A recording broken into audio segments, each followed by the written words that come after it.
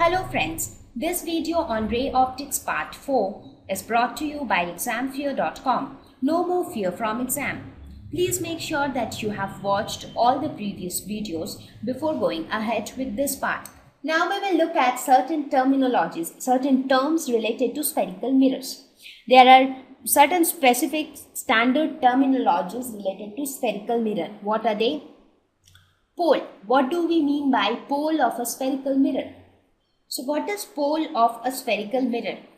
Pole is nothing but the center of the spherical mirror. What do I mean by the center of the spherical mirror?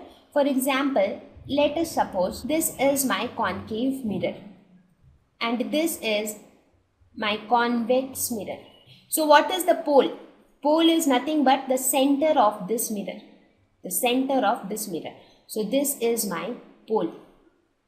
So this point is known as the pole of the spherical mirror, that is the center of the reflecting surface, because this is my reflecting surface. So the center of the reflecting surface is termed as pole. So it is generally denoted by a capital P.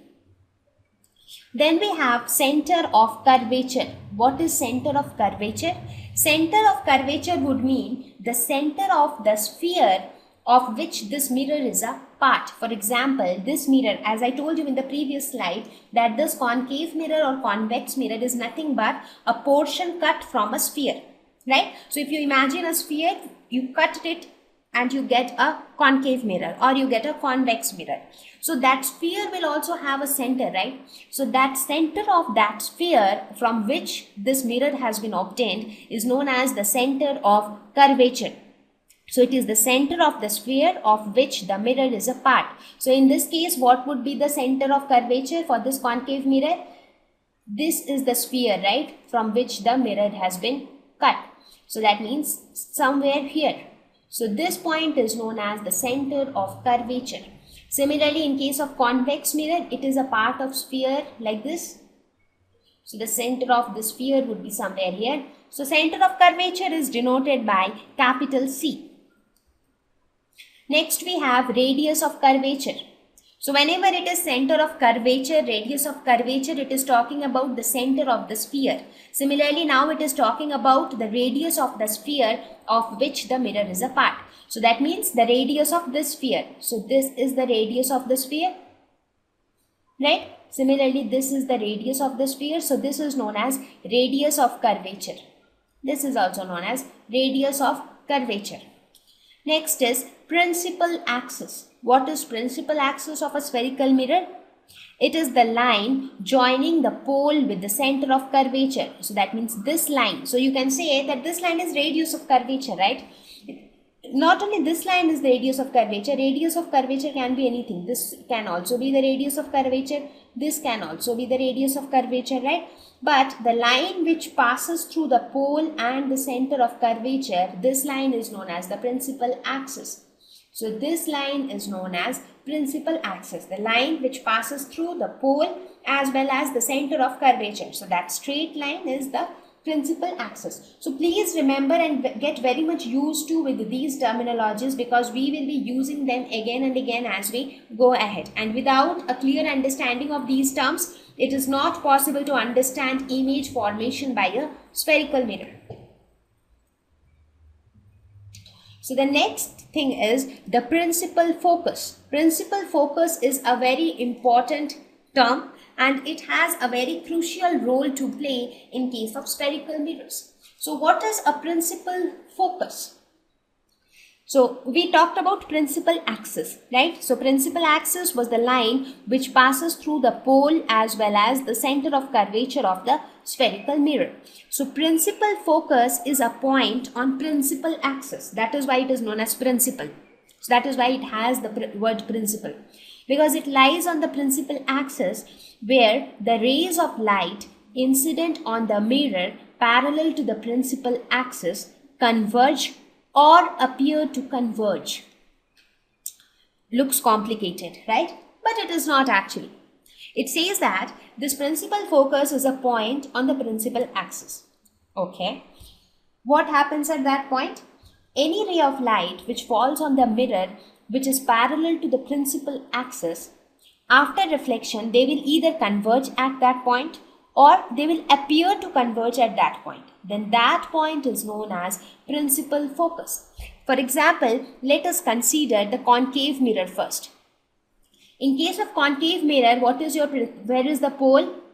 This is my concave mirror, this is the pole, right? Let us suppose this is my center of curvature, right?